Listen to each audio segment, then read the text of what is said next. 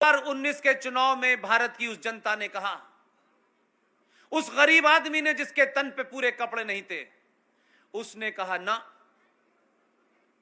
भले ही इसने कुछ किया हो न किया हो, लेकिन राष्ट्र खतरे में है, इसलिए इसको जिताना है।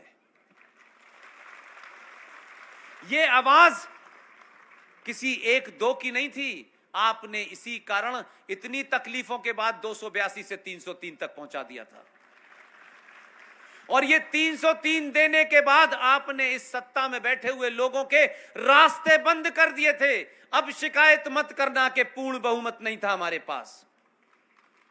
अब कोई हम अगर मगर नहीं सुनना चाहते।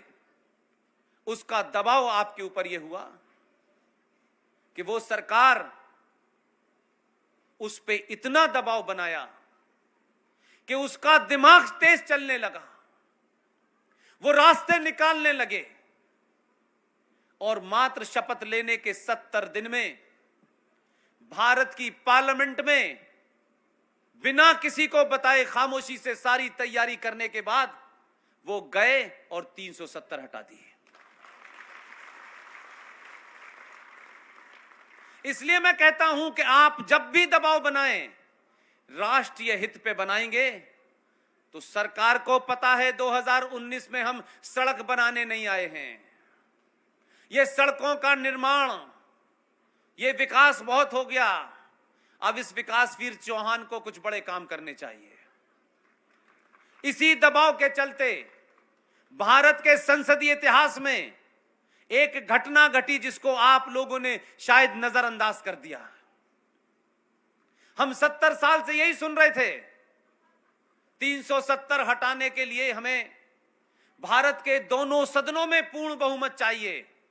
आपने कहा जो बहुमत हम दे सकते हैं वो हमने दे दिया, बाकी तुम्हारा काम है, तुम उसे कैसे मैनेज करोगे, हमने तुम्हें पूरी ताकत दी है। यह भरोसा था उनके पास। इसलिए क्या कमाल हुआ कि भारत के संसद में, जिस सदन में उनका बहुमत नहीं था, 370 और 35 उसी सदन में सबसे पहले पारित हुई। बहुत लोग पूछते हैं ये क्या हुआ। मैंने कहा ये सार्वजनिक तौर पे कहने की बात नहीं है, और मैंने बीच में कहना इसलिए शुरू कर दिया, मैंने ऊपर वालों को बताया कि आपने छुपाया था, पता तो मुझे भी था। आपको नहीं पता कि राज्यसभा में यह बिल पास कैसे हो गया। मैंने अपनी कई स्पीच में इसलिए कहा है कि आपके पास भी वो ताकत है, आपके पास भी वो सोच है। आप पे दबाव हुआ इस पार्टी के एक नेता ने।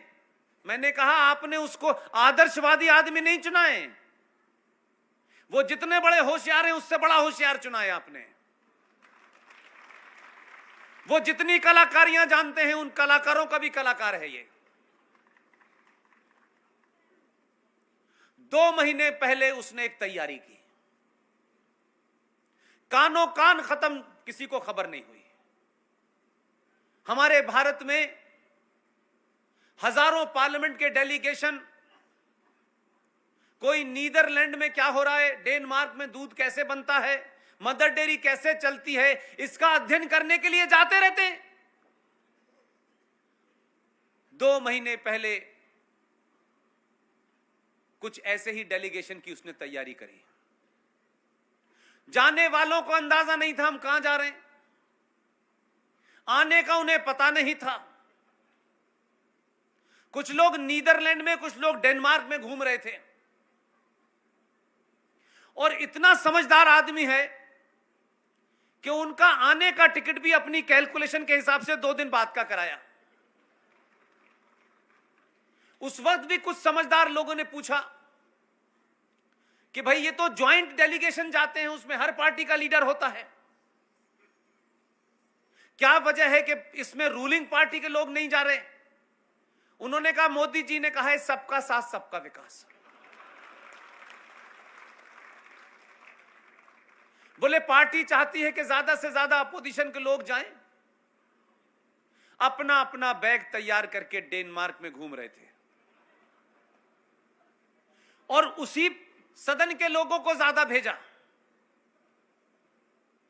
वोट पड़े तो इस पार्टी के 105 सीटें हैं वहां, वोट पड़ने में इसे 125 मिले और जिनका बहुमत था उन्हें 66 मिले। बहुत देर तक लोग ये पूछते रहे ये हुआ क्या। वो मुड़ के देख रहे थे कि कहां है उनकी फौज। 2 दिन के बाद जब बैग लेके उतरे तो इतनी गालियां पड़ी कि पूछिए मत।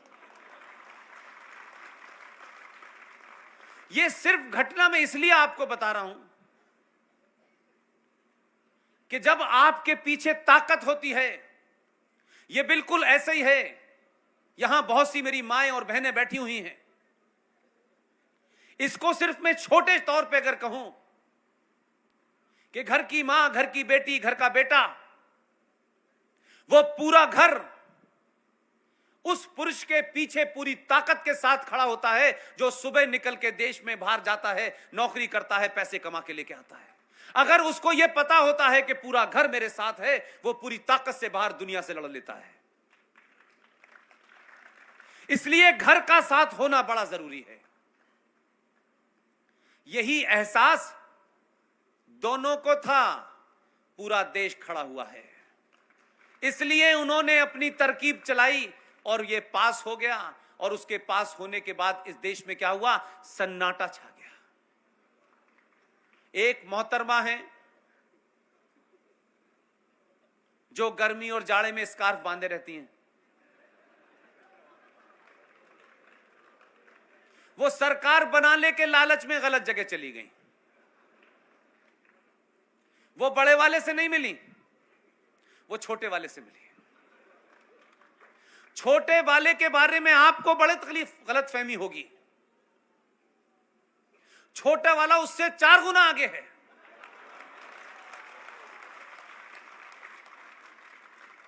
मैंने अपने 25-26 साल के कैरियर में बड़े से बड़े राष्ट्रवादी के कमरे में 2 तस्वीरें कभी ऐसी नहीं देखी जो मैं कहता हूं कि अगर ये तस्वीरें इसने लगाई हैं तो इससे जरा बच के रहना। उस वक्त पार्टी प्रेसिडेंट था वो पश्मीना शॉल लेके आई कि ये लीजिए। 2 तस्वीरें उसके कमरे में लगी हुई हैं। एक तरफ वीर सावरकर की है, दूसरी तरफ आचार्य चाणक्य की तस्वीर है। मैंने अपने निजी मित्रों से टिप्पणी की ये गलत जगह आ गई है, इसको पता नहीं चलेगा इसने क्या गलत काम कर लिया है।